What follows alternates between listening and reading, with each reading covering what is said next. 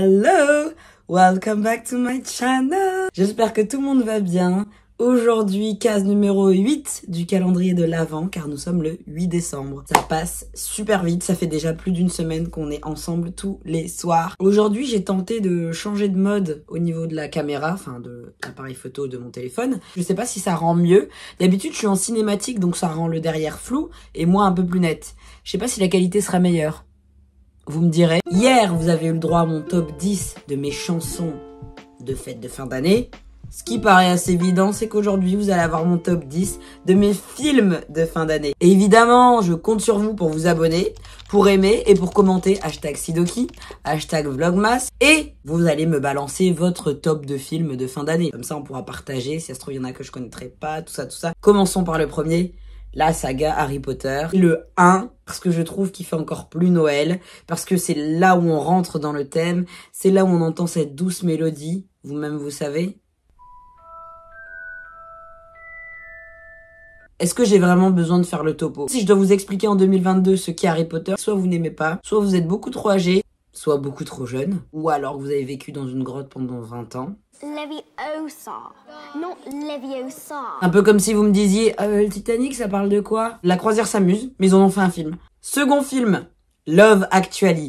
Dans ce film, je ne sais même pas combien il y a de scènes cultes mythiques. Ma scène préférée, c'est la scène où Hugh Grant nous fait son meilleur déhanché.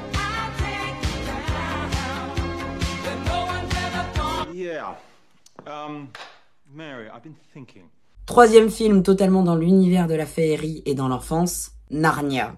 Chapitre 1, le lion, la sorcière blanche et la garde-robe.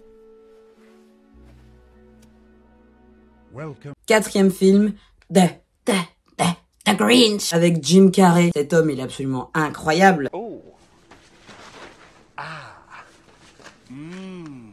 That's it, I'm not going. Cinquième, on entre dans une troupe que j'apprécie énormément, et vous allez le voir, ils sont 2 fois dans le top, la troupe du Splendide, avec Le Père Noël est une ordure. Tous ceux qui ont moi mon âge et beaucoup plus, ils ont les références. L'espèce de serpillière de Thérèse. Joyeux Noël, Félix! Merde! Eh ben, elle est pas jeunée celle-là, elle a foutu sa moumoute dans les huîtres. La moitié du top vient d'être passé. Je sais, ça passe vite. Lâchez un petit commentaire avec le #Sidoki, #Vlogmas, avec votre top des meilleurs films de fin d'année. Abonnez-vous, mettez un petit j'aime, un partage, c'est cadeau, c'est gratuit et c'est reparti. 6e titre. Alors c'est pas un film, mais c'est une série. Mais j'ai décidé de le mettre dedans. De toute façon c'est mon top, je fais ce que je veux. Qu'est-ce que tu vas faire? Ça, Gossip Girl. Le jour où je vais à New York, oh là là, je vais faire tellement de réels et de vidéos là-dessus. J'adore cette série. Série originale, pas la nouvelle, là, le reboot qu'ils ont fait. Spotted, lonely boy.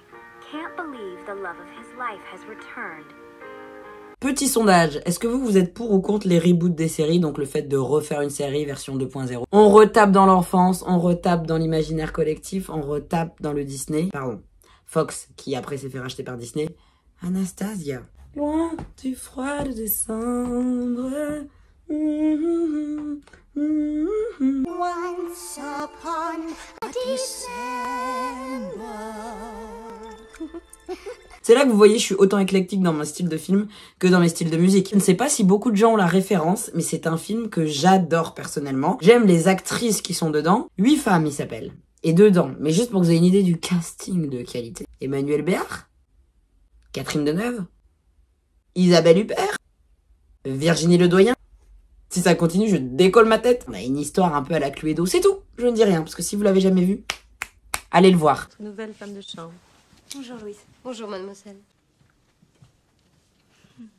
L'avant-dernier film, l'un des plus mythiques pour moi concernant la saison de l'hiver, Les Bronzés font du ski. Le retour de la troupe du Splendide. Est-ce que j'ai besoin de les nommer? Thierry Lhermitte, Christian Clavier, Josiane Balasco, Michel Blanc, Gérard Jugnot, Marianne Chazal. Je les trouve incroyables. En fait, il a pas vieilli. Tu vas au ski avec tes potes, c'est la même chose. Quand c'est avec ta famille, c'est la même chose. Tu veux draguer, il y a des références. Tu peux être concerné pour tout et n'importe quoi. Vous allez être mort de rire du début à la fin. Je dis ça parce que je suis convaincu, mais l'humour, je sais que c'est subjectif. Ça plaît ou ça plaît pas. Santé.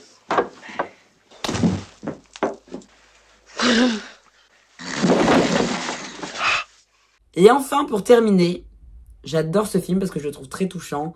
parce que j'aime beaucoup celui qui l'a réalisé et j'aime beaucoup cet acteur. C'est Johnny Depp en tant qu'acteur et c'est Tim Burton à la production. Édouard aux mains d'argent. On voit sa touche si vous aimez bien l'incroyable Noël de Monsieur Jack, la nouvelle série Mercredi sur Netflix, un peu gothique, glauque, très Halloween.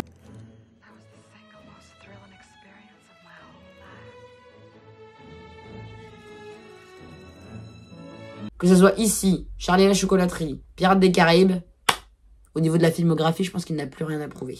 Au niveau de la justice, c'est autre chose. Mais on n'est pas ici pour en parler.